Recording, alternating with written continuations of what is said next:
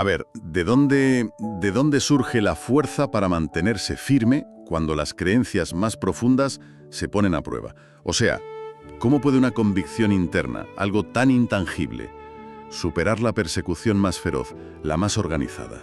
Es una pregunta atemporal, desde luego. Hoy vamos a sumergirnos en unos relatos fascinantes, de una fe que no solo sobrevivió a la tiranía, sino que, bueno, casi parece que se fortaleció con cada golpe. Y para explorarlo, nos vamos a un contexto histórico de una presión casi insoportable. Pero no como una lección de historia sin más, No. sino como un telón de fondo para entender algo más profundo, algo espiritual. Empezaremos en los Países Bajos, donde curiosamente la protesta surgió desde dentro de la propia estructura religiosa. Fue como encender una llama que, ya se vio, se negaría a apagarse. ¿Y qué llama? Porque no empezó en las calles, empezó con una denuncia directa, valientísima. Las fuentes nos hablan de 2 obispos enviados a Roma, y al volver no pudieron callarse, No. le escribieron directamente al Papa, y las palabras, son demoledoras. Le dicen, en vez de pastor te has convertido en un lobo para las ovejas. ¡Qué fuerte! Y Sire, intentas convertirte en señor de señores, que les traes desprecio a los mandamientos de Dios. Es increíble la audacia. Ya. Ese fue uno de los primeros ecos de una resistencia basada solo en la conciencia. Una resistencia que partía de una premisa que era radical para la época, ¿Cuál? que existía una autoridad moral superior a la del propio pontífice. Y esa idea fue la que empezó a germinar por toda la región. De acuerdo, vamos a desgranar esto. En los Países Bajos, el ambiente se vuelve cada vez más opresivo. Muchísimo. Y sin embargo, la gente se aferra a 2 ideas que, en ese momento, eran totalmente revolucionarias. La primera, que la Biblia, y solo la Biblia, es la única autoridad infalible. Claro, eso lo cambia todo. Y la segunda, que a mí me parece de una humanidad asombrosa. Nadie debería ser forzado a creer, sino ser ganado por medio de la predicación. Detengámonos un momento ahí. En un mundo de conversiones forzadas, de guerras de religión, plantear que la fe solo puede ser una invitación, no una imposición. Era un cambio de paradigma total. Total, implicaba un respeto por la conciencia individual que simplemente no existía. Y en este crisol de ideas y persecución emerge una figura arquetípica. Menno Simons. Su historia personal es en sí misma un microcosmos de esta transformación. Lo que más me choca de su historia es la contradicción inicial. Fue educado para ser sacerdote católico, pero él mismo admite que era completamente ignorante de la Biblia. Ajá. De hecho, confiesa que se negaba a leerla por miedo a caer en la herejía. Me cuesta entender esa mentalidad, ¿sabes? Claro. Un guardián de la fe que tiene miedo de leer el libro fundamental de esa fe, ¿era un miedo común o era un caso excepcional? Era sorprendentemente común. La institución eclesiástica mantenía un control férreo sobre la interpretación de las Escrituras. Se enseñaba que un laico o incluso un sacerdote de bajo rango, si intentaba leerla e interpretarla por su cuenta, corría el riesgo de desviarse, de caer en el pecado del orgullo intelectual. O sea, la Biblia era un texto peligroso en las manos equivocadas. Exacto. El miedo de Menno no era una excentricidad, era el resultado de un sistema diseñado para mantener el monopolio de la verdad. Y según las fuentes, él intentó acallar esa duda, esa voz de la conciencia, con lo que él describe como una vida pecaminosa. Una táctica de distracción, sí. Que por supuesto no funcionó. No, porque la crisis era existencial. El punto de inflexión llegó cuando por fin se atrevió a hacer lo prohibido: estudiar el Nuevo Testamento por sí mismo. A eso le sumó la lectura de los escritos de Lutero. Y ahí empezó su conversión. Pero hubo un momento decisivo. Sí, el que lo cambió todo fue un evento traumático. Presenció la ejecución de un hombre cuyo único crimen era haber sido rebautizado como adulto. Eso debió de ser un shock brutal. Ver a alguien morir por un acto de fe. Exacto. Lo obligó a estudiar a fondo el tema del bautismo en las Escrituras y llegó a la conclusión de que, según su lectura, el arrepentimiento y la fe eran requisitos previos. Indispensables. Algo que un bebé no podía tener, eso es. Con esa convicción rompió con todo. Renunció a la Iglesia Católica y dedicó su vida a enseñar una fe basada en esa lectura personal de la Biblia. Y es importante destacar, como dicen las fuentes, que se opuso activamente a los movimientos más fanáticos y violentos que también surgieron. Sí, es un punto clave. No era un revolucionario de barricada, sino de conciencia. Lo describen como un hombre íntegro, humilde y manso, sincero y fervoroso.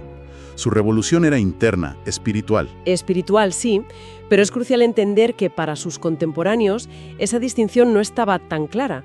Cualquier desafío a la Iglesia, por muy pacífico que fuera, Era un acto político de primer orden. justo, y eso es lo que lo hacía tan peligroso para el poder. Y ese poder respondió con una brutalidad, inimaginable bajo el emperador Carlos V y luego su hijo Felipe II. La tiranía era absoluta. Los crímenes que se castigaban con la muerte nos dan una idea del nivel de paranoia y control. A ver, cuéntalos. Leer la Biblia, escucharla, orar a Dios en secreto en tu propia casa, no arrodillarse ante una imagen o simplemente cantar un salmo. Madre mía. Miles de personas fueron ejecutadas por actos que hoy consideramos expresiones básicas y privadas de la fe. Los ejemplos concretos que recogen las fuentes son desgarradores. Hay una historia de una familia entera llevada ante los inquisidores. La acusación, No ir a misa y practicar su fe en casa.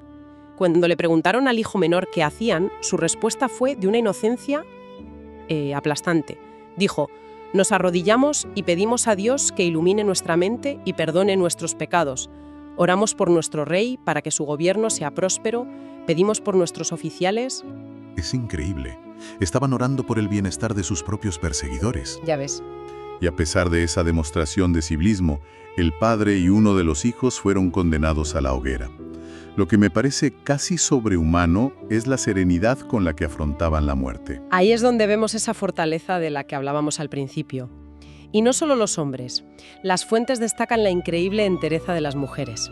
Sí, Esposas que se quedaban de pie junto a la estaca donde ardían sus maridos, susurrándoles palabras de consuelo o cantando salmos, en medio de las llamas. es un nivel de convicción que trasciende el instinto de supervivencia. Totalmente. Y las más jóvenes, es casi inconcebible. Se relata que las muchachas condenadas a ser enterradas vivas se acostaban en la sepultura como si se fueran a su cuarto a dormir. O las que iban al cadalso, que lo hacían vestidas con sus mejores ropas, como si estuvieran listas para su boda. ¿De dónde sale esa paz interior tan profunda que anula el terror más absoluto? Aquí reside la gran paradoja que intentamos desentrañar. La persecución, diseñada para erradicar la fe, parece que tuvo el efecto contrario. Sí. Como dice una de las fuentes, aumentó el número de testigos en pro de la verdad.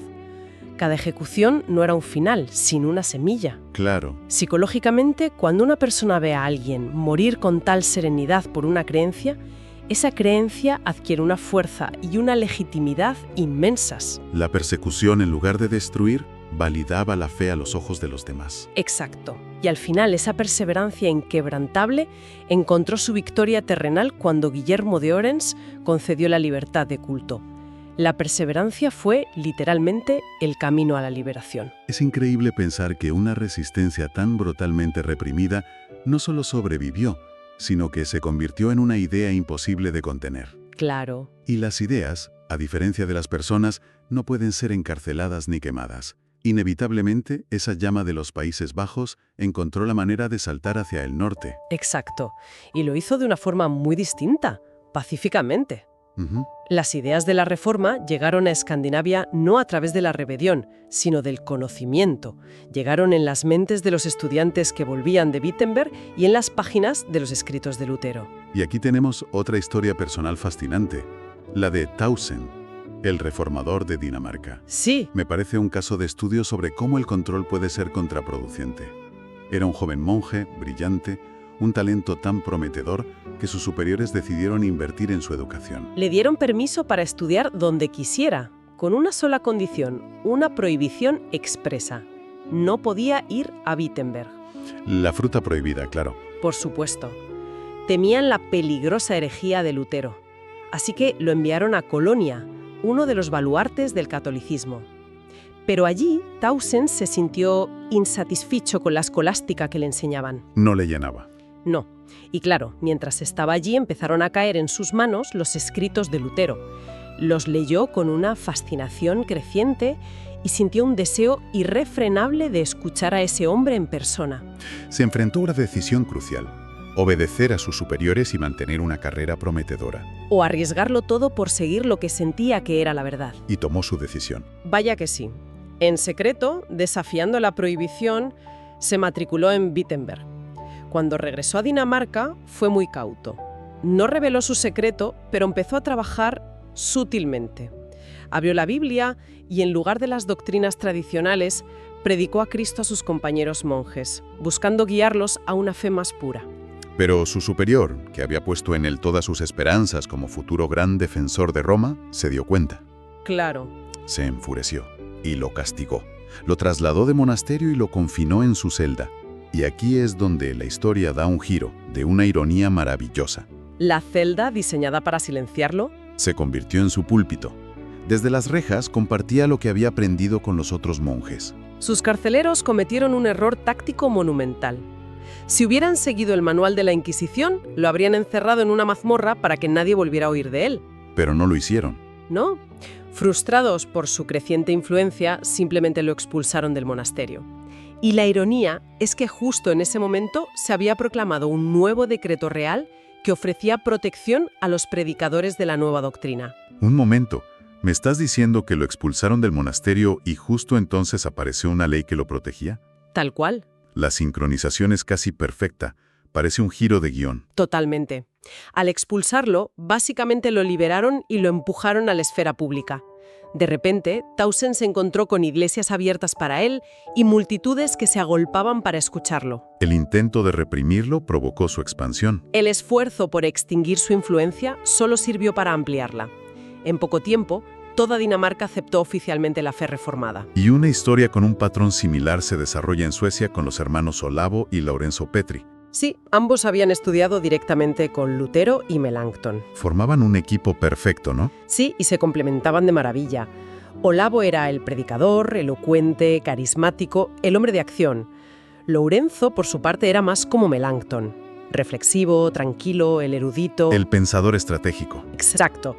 Pero ambos compartían, según las fuentes, una valentía inquebrantable y un profundo conocimiento de las Escrituras. Y aquí las fuentes insisten en un punto clave, que me parece fundamental. Cito: no eran individuos iletrados, ruidosos. Eran hombres que habían estudiado la palabra de Dios y sabían usar muy bien las armas que el arsenal divino les proveyera. Claro, no era solo fervor, era intelecto. Absolutamente. Su reforma no se basaba solo en la emoción, sino en un profundo conocimiento teológico y argumentativo. Y esto quedó demostrado en un debate crucial. Olavo Petri defendió las doctrinas de la Reforma ante el propio rey y los hombres más importantes de Suecia. ¿Y su argumento principal? Revolucionario. Que la Biblia presenta sus verdades esenciales de una manera tan clara que cualquier persona puede entenderlas. Se acababa la necesidad de una casta de intérpretes para acceder a Dios. Y esa victoria intelectual tuvo consecuencias nacionales inmensas. El rey y la Asamblea Nacional de Suecia aceptaron la fe protestante. Sí, y a los hermanos Petri se les encargó la tarea monumental de traducir toda la Biblia al sueco. Y se ordenó que las escrituras se enseñaran en las escuelas de todo el reino. Si conectamos esto con el panorama general, el resultado es asombroso. La nación, liberada de la opresión de Roma, como dice el texto, alcanzó una fuerza y una grandeza que nunca antes había tenido. Hasta el punto de que un siglo más tarde, esa misma Suecia, antes considerada una nación frágil, intervino de forma decisiva en la Guerra de los 30 años para defender la libertad de conciencia en toda Europa. una nación transformada por una idea acabó defendiendo esa misma idea para los demás. Es un eco a largo plazo del valor de unos pocos individuos. Entonces, al final de este recorrido, ¿qué nos llevamos? La lección central parece girar en torno a esa fuerza que nace de una convicción personal profunda, casi inexpugnable. Sí. Vemos una serenidad que parece sobrenatural frente a la persecución más extrema y una transformación radical que surge de una búsqueda honesta de la verdad, incluso en contra de todo lo que te han enseñado. Exacto. Y esa idea recurrente de que la opresión, paradójicamente, puede actuar como un catalizador para la fe. En lugar de destruirla. La refina, la purifica, la fortalece. El intento de extinguir la luz a menudo solo consigue que brille con más intensidad y que se extienda a lugares inesperados. Como esa celda de monasterio. Exacto, que contra todo pronóstico se convirtió en un faro. Bien, y esto nos lleva de la historia a nuestra propia experiencia. Ahora, trae a tu mente un desafío que estés enfrentando, una situación que ponga a prueba tu perseverancia, tu fe o tu integridad. Puede ser grande o pequeño, no importa. Piensa en la serenidad de aquellas mujeres junto a la hoguera, en la valiente decisión de Townsend de buscar la verdad a pesar de la prohibición, en la convicción de esa familia que oraba en su hogar sabiendo el riesgo. La lección central de estos relatos no es solo sobre historia, es sobre el poder interior que reside en una convicción inquebrantable. La verdadera fortaleza que nace de dentro. Toma esa fuerza hoy. Aplica esa misma clase de valor sereno y fe firme a ese desafío personal. Permite que su ejemplo te inspire a no rendirte, a mantenerte fiel a tu verdad interior, sabiendo que la verdadera libertad y fortaleza nacen de dentro.